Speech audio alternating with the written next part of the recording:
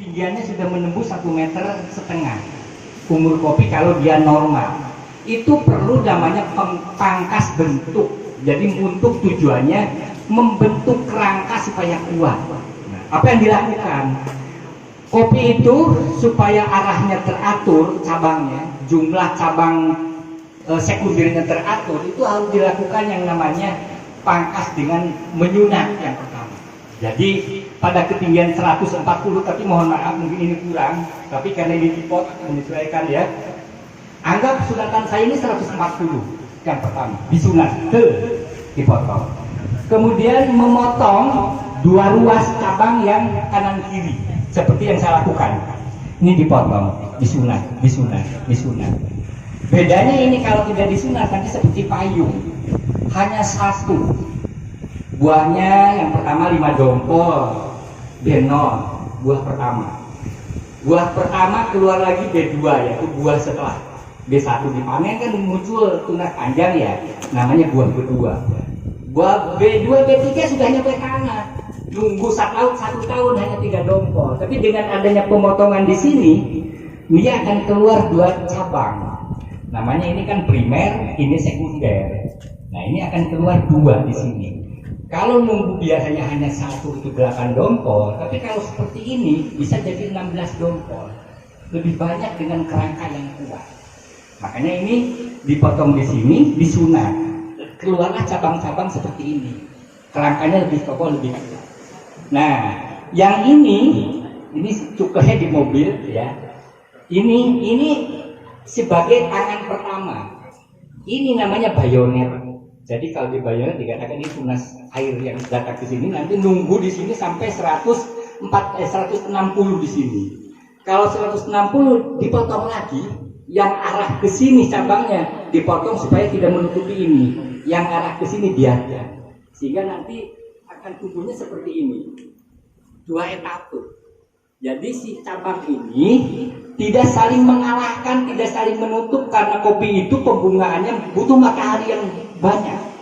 Jadi misalkan ini, kalau ini seperti payung, ini tertutup, matahari kurang masuk, yang bawah tidak berbuah. Tapi dengan adanya pengaturan ini dipotong, yang ke sini, cabang yang kecil dipotong aja, karena mempertahankan yang ke sini, memelihara cabang yang beda arah tadi, berbeda arah, sehingga sirkulasi udara bagus, matahari bisa masuk, proses pembungaannya baik.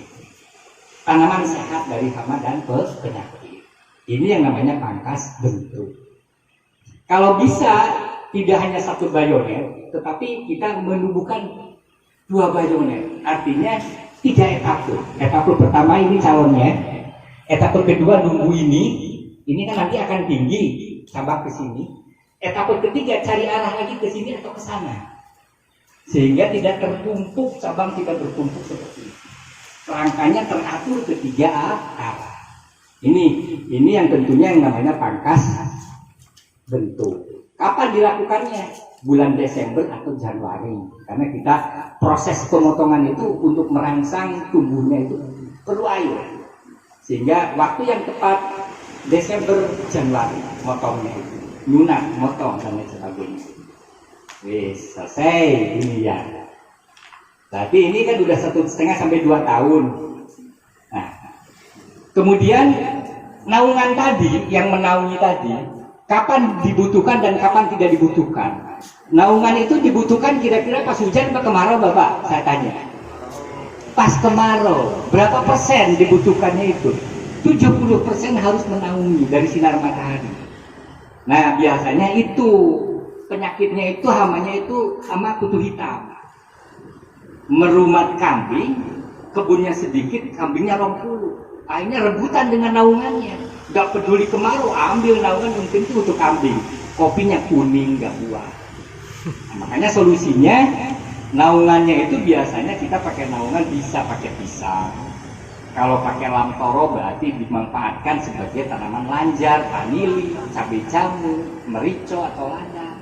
Sehingga ganda bisa sebagai penaung, bisa sebagai penegak daripada tanaman yang memiliki nilai ekonomi kayak vanili tadi. Nunggu kopi tahunan tapi ada hasil lain dari pisang, dari jahe, dari lombok, silakan.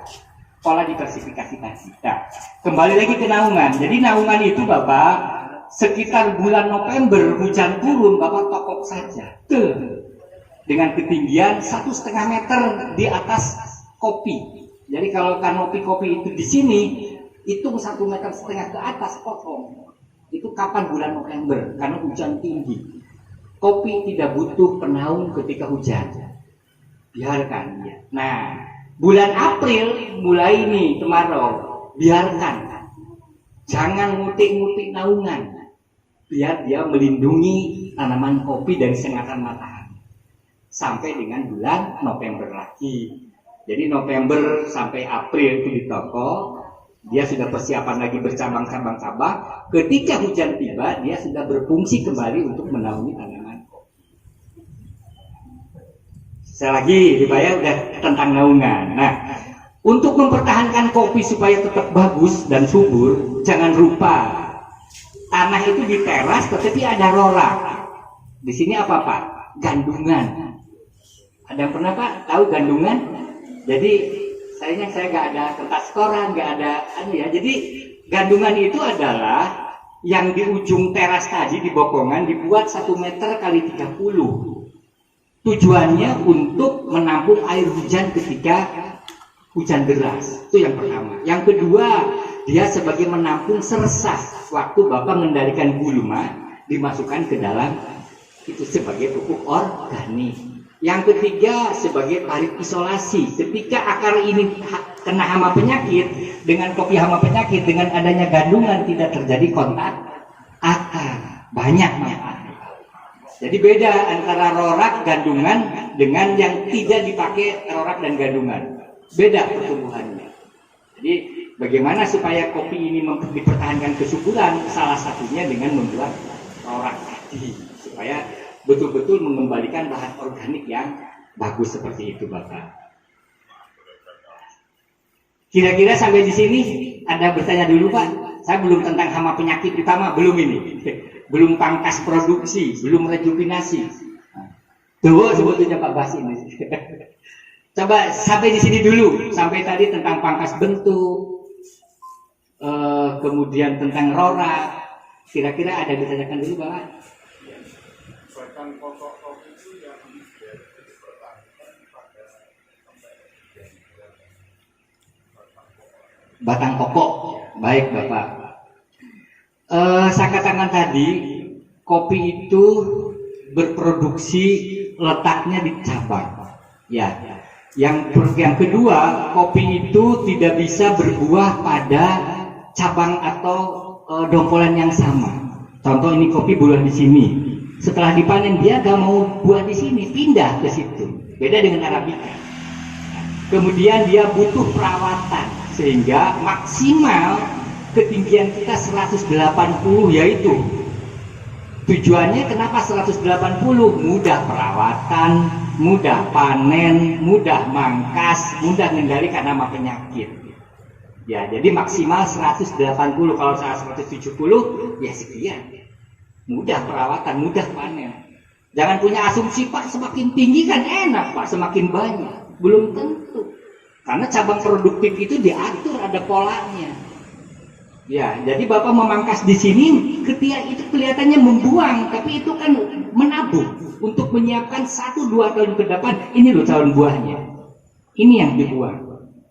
Jadi 180 Bapak ya, maksimal. Nah, yang paling penting nanti wiwilannya, Pak. Wiwilan. Jadi kopi itu kalau tidak dilaksanakan pemangkasan dan wiwilan, itu tidak mungkin berproduksi tinggi.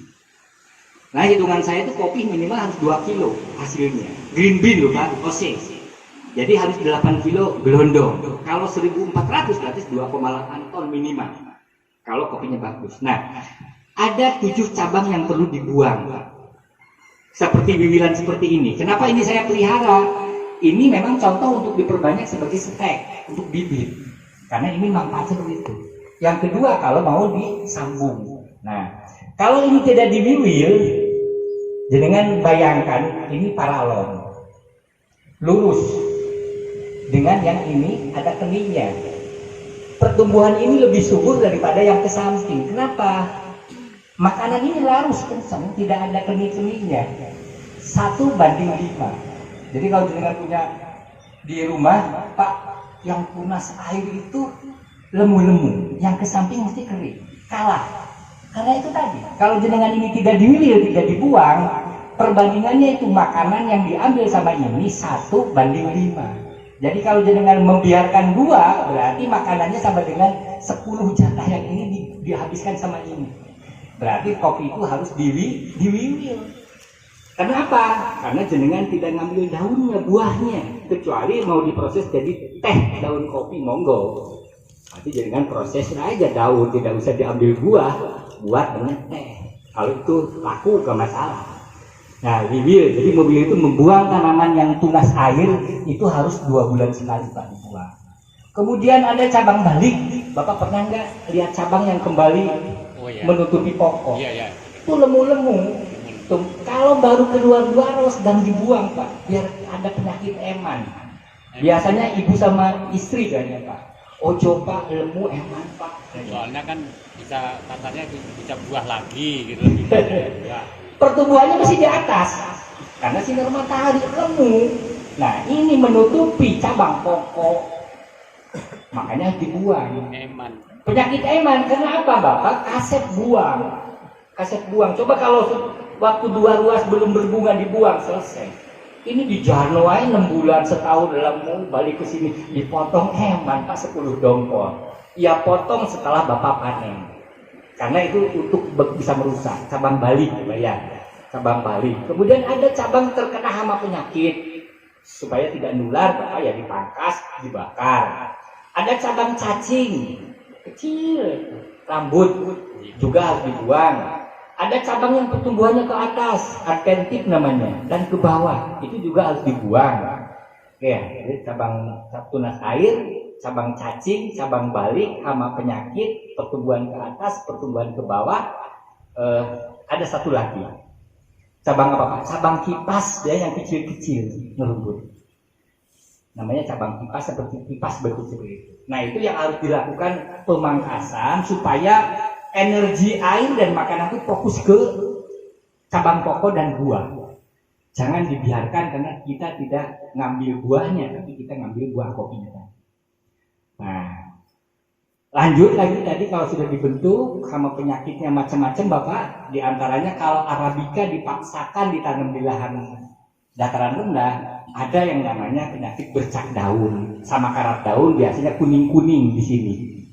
Jadi di sini coklat, bunder-bunder, di sini ada fusariumnya. Ya, ini yang kena air atau kena udara itu akan terbang, ya akan menulari. Nah, itu kalau dipaksakan Arabica nanam di dataran rendah. Makanya di sini ya jangan Arabica, yang cocok ya Robusta. Robusta apalagi ratusan klon. Jadi kalau misalnya ke Bu Asma mau ngirim ke sini, ya Lisbon memikirkan berapa ratus meter di sana.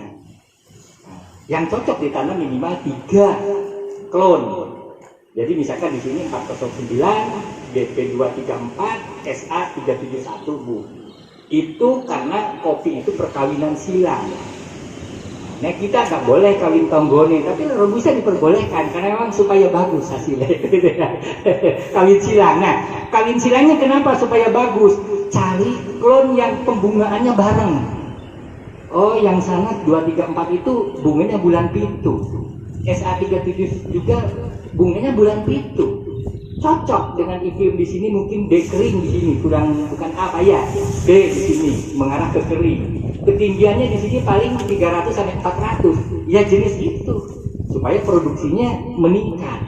Jadi diberi bibit yang sesuai dengan iklim dan ketinggian lokasi di sini.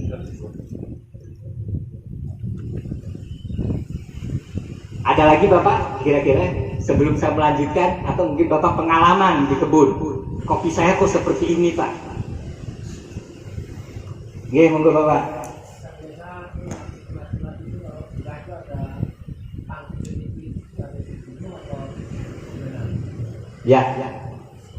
Ya beda memang Bapak kalau saya cerita di kebun dengan melihat langsung dengan Bapak yang sampaikan. Jadi walaupun kecil, kalau memang itu akan cadangan untuk tahun depan produksi, biarkan.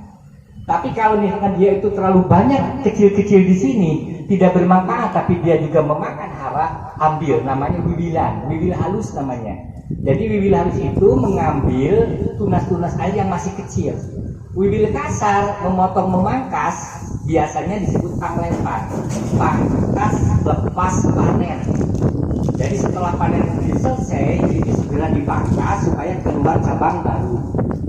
Jadi itu dari saya mungkin tidak akan bisa menjawab dengan persis karena mungkin kasusnya khawatir ya. Lihat tadi yang disebut Bapak itu cabang kecilnya tumbuhnya di mana letaknya? Ya? Di buah Pak ya? Ya, itu dibiarkan Pak. Itu kan untuk cabang produktif. Jadi cabang primer, ini sekunder, ini tersier Pak. Dari tersier keluar lagi yang keempat. Ini semua akan cabang. Cuma maksud saya aturan jangan sampai numpuk. Oh Pak, ini terlalu banyak mepet, ambil aja satu yang rapi. Di sini satu. Sehingga ada pengaturan tidak tumpang tindih supaya tidak terjadi persaingan baik sinar matahari maupun makanan. Aturan ya. Jadi memang ini penuh dengan seni. Mangkas pun kita harus paham mana yang harus dibuang, mana yang harus dipertahankan seperti itu. Nah, saya yang paling sulit dikendalikan Bapak sementara ini adalah mungkin Bapak pernah melihat biji kopi bolong. Ada yang bolong satu, ada yang hitam semua.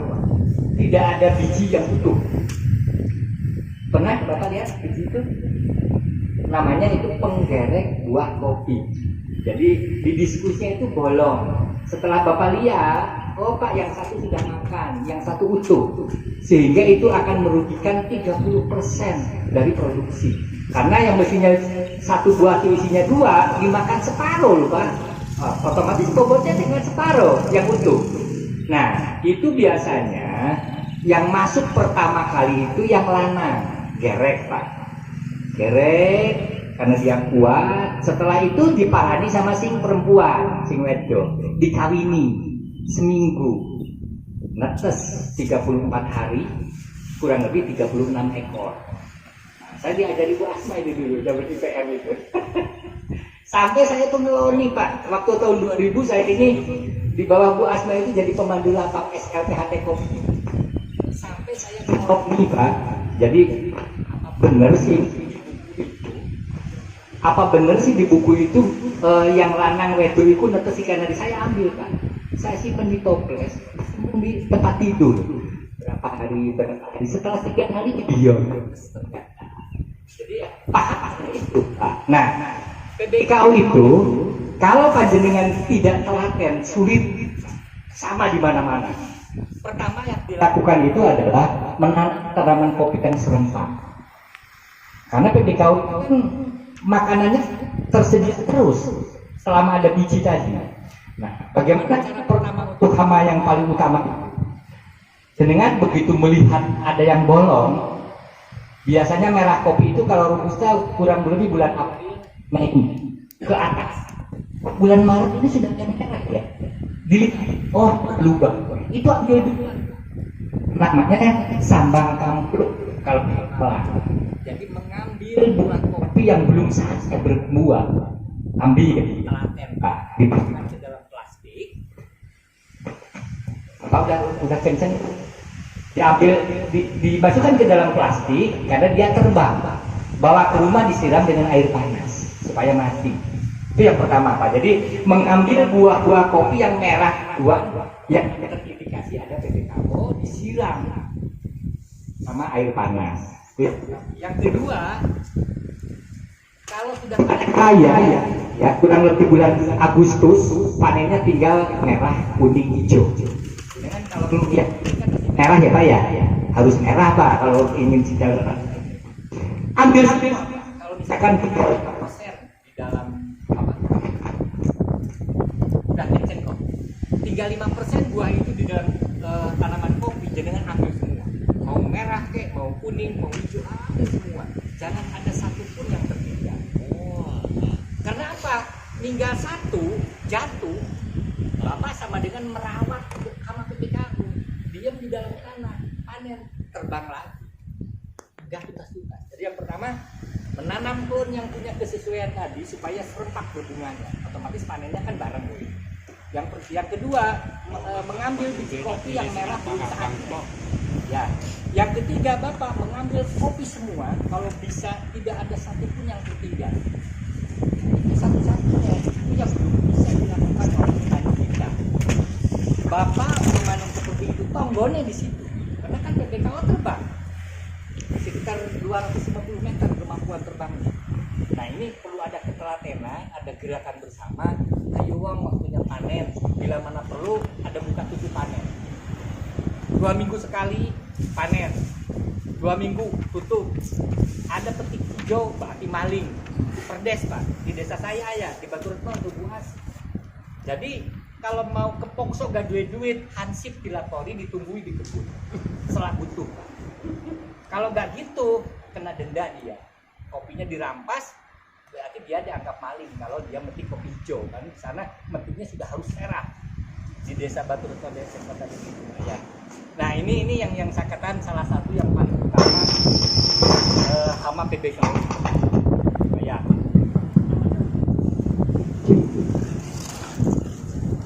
Ada yang bertanya sampai di sini Pak?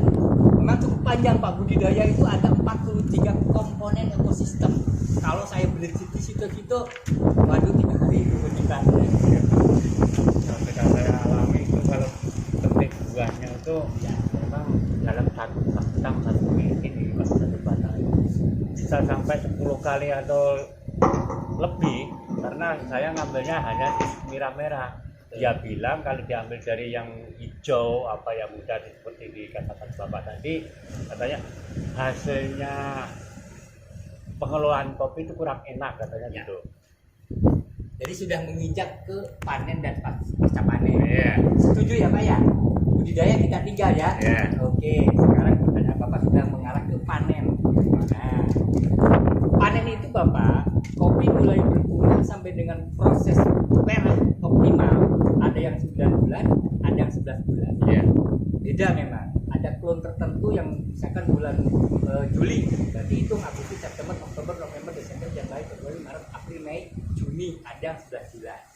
Ada klon tertentu yang Juli berbunga, April sudah merah, berarti hanya 9 bulan. Ada, tergantung. Gitu ya. Nah, petik itu biasanya yang pertama adalah beli tadi Pak. Biasanya di awal-awal itu petik pertama itu 5% yang merah Bapak ambil.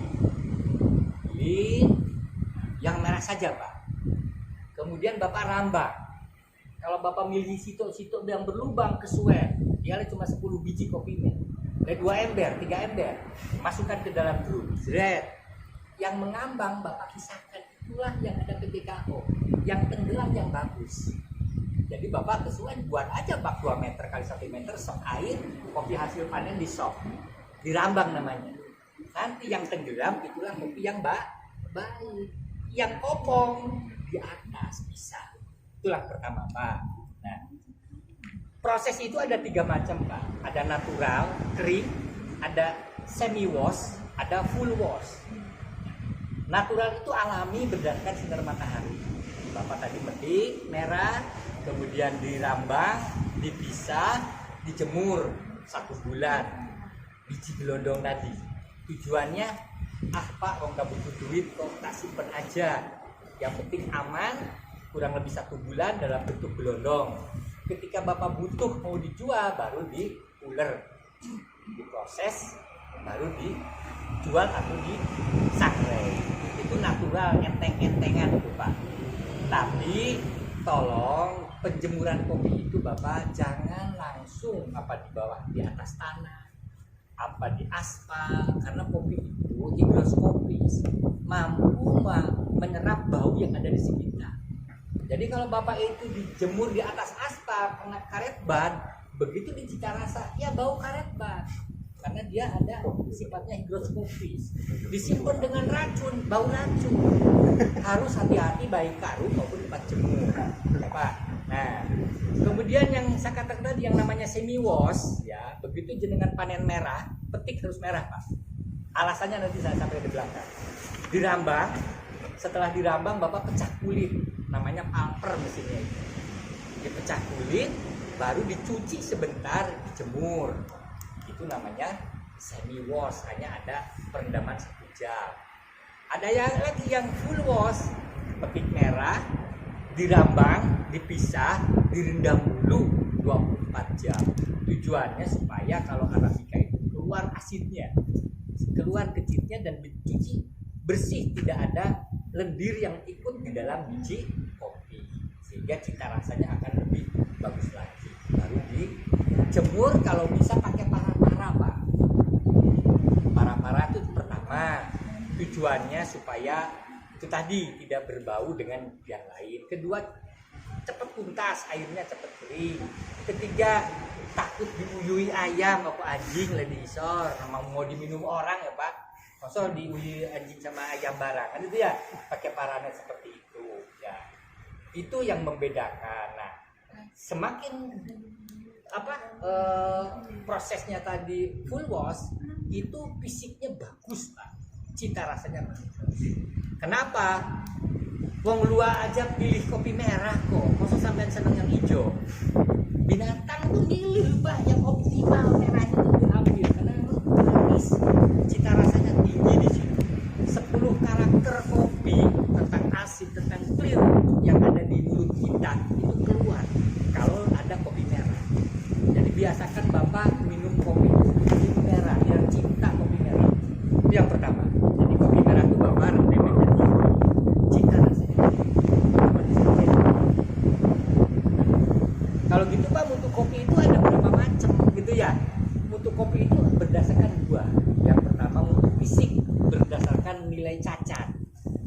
Ada 20 nilai cacat. Contoh, lubang 1, lubang lebih dari 1, krowa, katutan batu, bata, lore, hitam, katutan kulit besar, katutan kulit tanduk, semua punya nilai itu.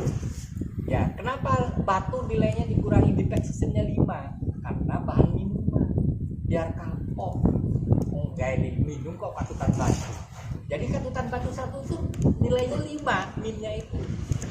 Nilainya jadi merosot, jadi nilai saloskrip malah.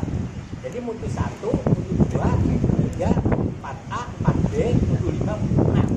Itu berdasarkan nilai cacat. Nah, mutu cita rasa itu pakai kaptes namanya. Jadi kopi bubuk di cita rasa, setelah itu dicairkan, itu pun semua pahit ya, itu dihitung karakternya. Kalau Bapak pernah lihat nih, tiap gelas itu ganti aqua, meludah dia pakai aqua ganti, itu untuk membedakan cita rasa itu. Nah, apakah ada korelasi antara mutu kopi fisik dengan cita rasa? Ada, pasti itu. Karena mutu kopi di cita rasa itu sangat ditentukan kepada alat olah tadi. Ya, proses olah. Siap. Jadi mutu kopi tadi ya, di samping harus petik merah, alat yang benar juga roastingnya. Jadi kalau alatnya itu misalkan sampai setengah jam ketinggian gosong ya, sama dengan minum kopi areng. Walaupun kopi api petik merah salah sinyalnya ya gak enak. Sehingga di situ ada alatnya yang harus tepat. Maksimal itu 15 menit kalau alat sangrenya roasternya itu bagus. Jadi 15 menit langsung tinggal arabica itu mintanya di medium. Udah. Kalau robusta medium ke kuning-kuningan, itu cita rasanya enak muncul seperti itu ya. Nah, ini yang tentunya maksud saya untuk melengkapi para petani ini, bagaimana setelah mereka itu pinter budidaya, pinter pasca panen, memang harus punya alat-alat yang standar, kan itu ya. Oh, budidaya kopi berarti kopinya yang bagus, yang ditanam sesuai dengan iklim dan ketinggian. Pasca panen, Pak siap petik merah, gaduwe palper, Pak gaduwe haler ya, balik mana pakai kagak seperti itu. Oke sih pecah gitu. Ya perlu dukungan, mungkin fasilitas-fasilitas untuk menciptakan, kalau menurut Bu Gubernur kan petik, olah, kemas, jual. Itu kan harus hulu hilir kan. Petiknya merah, diproses misalkan full wash tadi, dikemas dengan bagus, atau dari bubuk baru dijual ke pasar, nilainya tinggi. Nah itu kan perlu rangkaian kegiatan bahwa cita rasa kopi itu baik fisik maupun mutu diawali daripada kelunggulan budidaya yang baik dan benar, pasca panen yang baik dan benar, barulah menciptakan produksi yang sangat kuat, sangat hasilnya sangat bagus menurut saya. Ada lagi Bapak bertanya sampai jam berapa ini Pak? Ya, menurut Pak.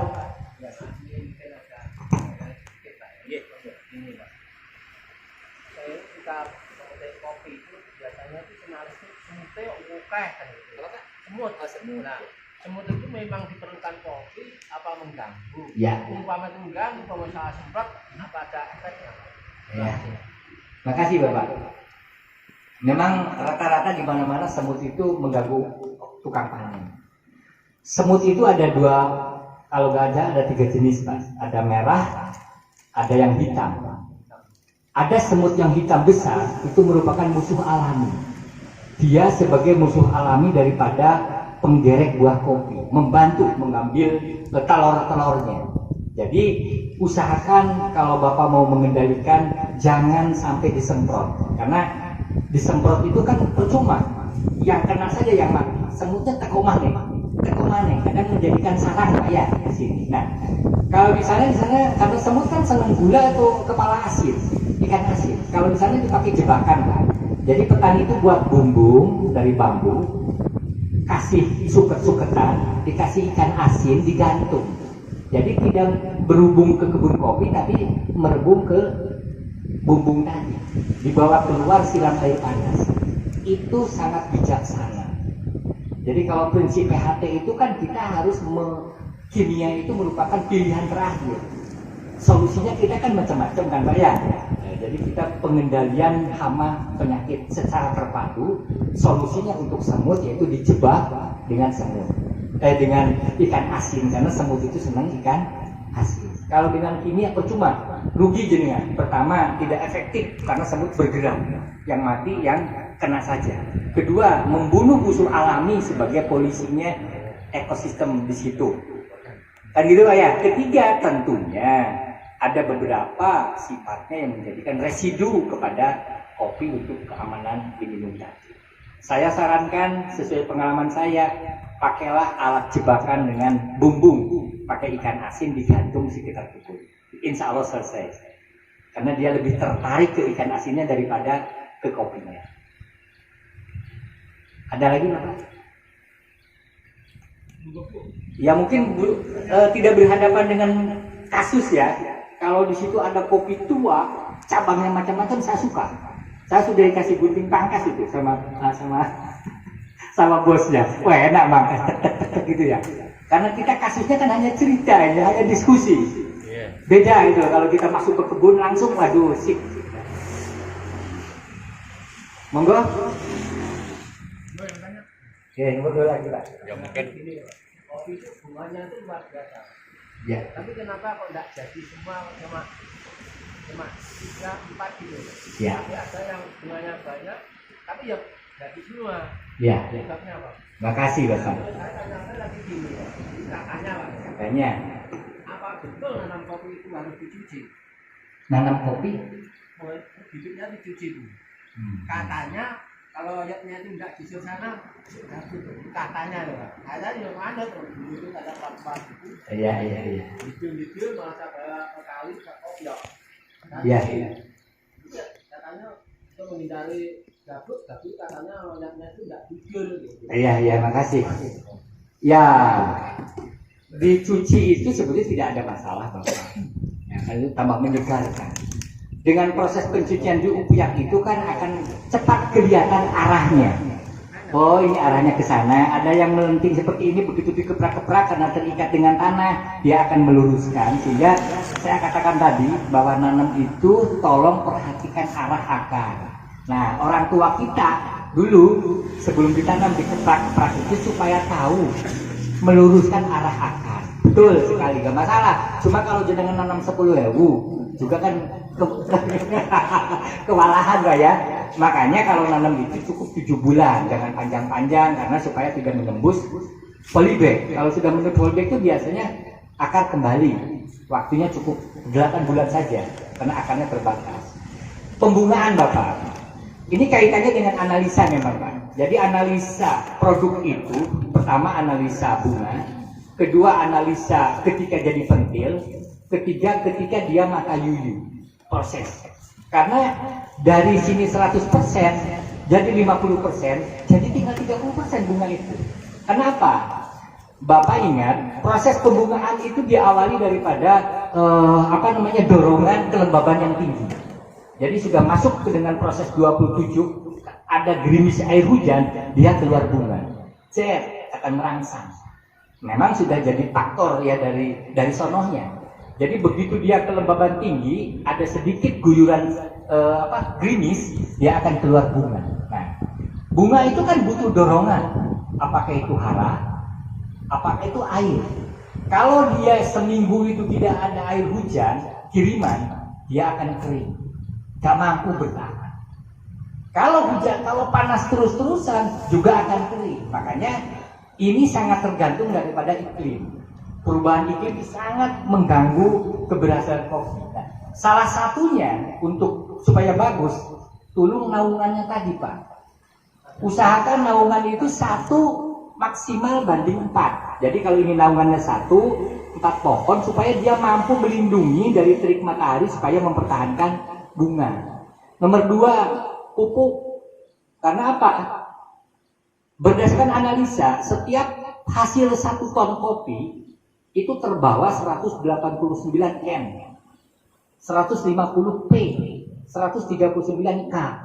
Berarti kalau Bapak panen 1 ton harus mengembalikan pupuk tadi supaya makanan yang diharapkan untuk produksi minimal 1 ton itu tercukupi. Nah, petani kadang lupa sudah panen, lali baleno gitu kadang. Kan ngesano tanamannya itu. Kok enak bagi DP hasil tapi jadi baleno. Itu sudah ada rumus. Coba jenengan bisa cari buku-buku Puslit Koka. Rumusnya ada. Setiap kali panen kopi green bean 1 ton, P yang terambil dari tanaman tanah itu sekian. Petani mengembalikan juga sekian minimal. Syukur dilebihi lah sakno. Nah, gitu Pak ya. Nah, kembali lagi ke bunga. Jadi memang cukup pertama rangsangan, setelah jadi bagaimana daya dukung air hujan, kesediaan pupuk, naungan. Tapi ketika iklim itu bagus, Pak hujannya itu rutin 3 hari sekali, 4 hari sekali, jadinya bagus. Tapi ketika hujan terus menerus, rontok atau kering, ya kering juga. Jadi sangat tergantung iklim, cuma manusia kita berusaha mencari klon yang tahan dengan kekeringan. Ada dan panas. Harus yang spesifik lokasi. Kedua, mempertahankan naungan yang ideal. Ketiga, mencukupi makanan dari bawah sebagai daya tahan perkembangan bunga. Saya kira itu Bapak ya. Kita harus berusaha, makanya Bapak baca terus tentang budidaya kopi yang baik dan benar. Sudah ada petunjuk di situ. Mulai dari persiapan lain sampai buku 2-nya yaitu pasca panen. Kalau itu diterapkan, insya Allah berhasil kopinya. Ya. Sabun? Ya Pak, tolong Pak. Kalau kita lihat dari jenis kopi ini kan ada 3 ya. Tapi di pasaran itu kalau kopi yang sudah 2 itu banyak sekali macam-macamnya, mulai dari kopi lanang, kopi tua, itu tolong dijelaskan prosesnya kok kenapa bisa jadi seperti itu. Ya. Baik Bapak. Kalau kopi luwak, saya pertama luwak aja. Sejarahnya itu kan zaman Belanda. Orang Jawa itu kan boleh. Mungkin jangan bisa di Google juga Pak ya. Zaman Belanda, tukang sapu-sapu itu menemukan kotoran dari luar, dia cuci. Loh kok enak? Gitu ya. Enak, akhirnya dia karena kerjaannya bagian sapu-sapu di kebun, hanya boleh meminum kopi. Nah, dia cerita, saya menemukan kopi ini, rasanya akhirnya sama nyonya-nyonya Belanda itu diakui bahwa kopi tua adalah terproses dengan fermentasinya memang beda, hasilnya beda. Saya pernah tanya ke orang Puslitkoka Jember, memang fermentasi yang dilakukan pada perut sini itu memberikan efek kenikmatan dan 10 karakternya kopi lebih meningkat hasilnya. Jadi memang itu proses. Nah, Tapi ada tapinya Pak, bahwa kopi luwak itu yang bagus adalah kopi yang dimakan secara liar. Jadi jangan luwaknya itu dikurung, kopinya di beli. Itu yang tidak, kalau kemarin waktu orang Korea ke Damping itu gak suka. Dia juga gak mau beli. Kasihan kalau orang tidak mau beli. ini katanya. Loh, kamu yang tadi Gimana saya mencari kebun yang liar cuma dikurung dalam 2 hektar di pagar, dia ngambil di situ, kotoran di situ. Dia yang mau beli seperti itu. Jadi kopi luwak itu yang dicari Bapak memang yang pertama adalah proses yang diambil oleh luwak secara liar di perkebunan. Kemudian kopi luwak itu memang ada cita rasa tersendiri, dibangun image karena ada sejak zaman Belanda, sehingga harganya kemarin kasusnya sampai berapa juta rupiah, tapi sekarang sudah ngetop karena ada banyak pemalsuan. Mohon maaf karena orang kita ini kadang begitu ada sesuatu inovasi mesti ada pemalsuan. Panili biji besi. Bapak dengar itu? minyak asteri yang Dari minyak nilam aham. campur dengan dimoli. Nah orang tidak seperti itu Pak. Nah Kopi luwak Pak, itu caranya dari bambu dimasukkan pisang, kopi dimasukkan di kotoran seperti ini. Disangka kopi luwak karena memang mirip kotoran. jadi ada Bambu, pisang matang dimasukkan, biji-biji kopi dibentukkan pisang. Bertil kayak lu. jadi banyak Mas. itu banyak itu memang lagi Dulu ngetren, sekarang sudah sehingga agak berkurang. Nah, kalau kopi lanang Bapak kopi ladang itu kan ada penyimpangan gen. Kopi ini yang 80% adalah kopi lanang. Jadi kalau saya tinggal di sini, buahnya ini sebelum mesti 8 biji kopi lanang. Nah, kopi lanang ini ada kopi yang satu dalam green itu hanya satu. kopi lanang. Tes. Salah Pak. Jadi kopi lanang itu penyimpangan gen Pak. Penyimpangan gen kebetulan yang paling banyak dari BP308 ini. Jadi bijinya itu mestinya 2 di dalam satu gelondong, ini banyak yang satu. Akhirnya karena satu orang Jawa dikatakan kopi lanang, katanya ada untuk tambahan untuk buat greng gitu Pak. Ya.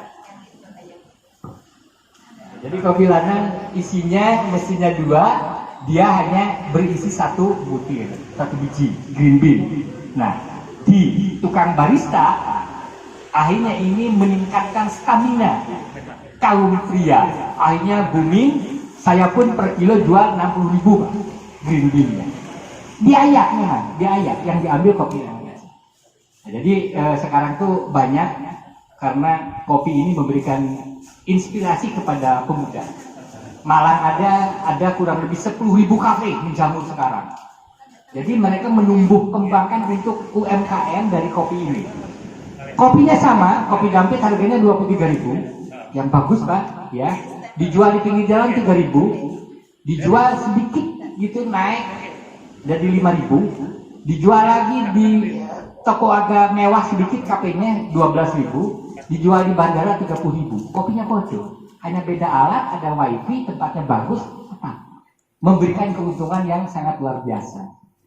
Jadi itu Bapak, ini memang kopi banyak macam-macam varian. Yang pertama dari olahan tadi, kering, full wash, semi wash atau natural, ya. Kemudian ada lagi yang fine tadi, difermentasi, kemudian dengan alat yang berbeda dimunculkan dengan nama-nama yang berbagai macam. Hanya itu aja. Kopinya macam-macamnya. Kenapa misalnya Bapak pernah merhatikan Pak, ada yang coklat, ada yang besar, ada yang kecil. Nah, memang petani nanam itu kadang ada yang 8 macam di kebunnya itu. Gak mungkin bisa dipisah. Akhirnya ya udah itu, ada yang 1 kintal dijadikan 1, tidak dipisah. yang itu yang tentunya harus kita perbaiki. Kalau bisa maksimal 3 klon di dalam satu kebun yang proses pembungaannya serempak, cocok dengan ketinggian tempat dan iklim. Insya Allah itu produksinya pasti. Mungkin seperti itu Bapak. Pak Bas, gimana Bapak sekalian?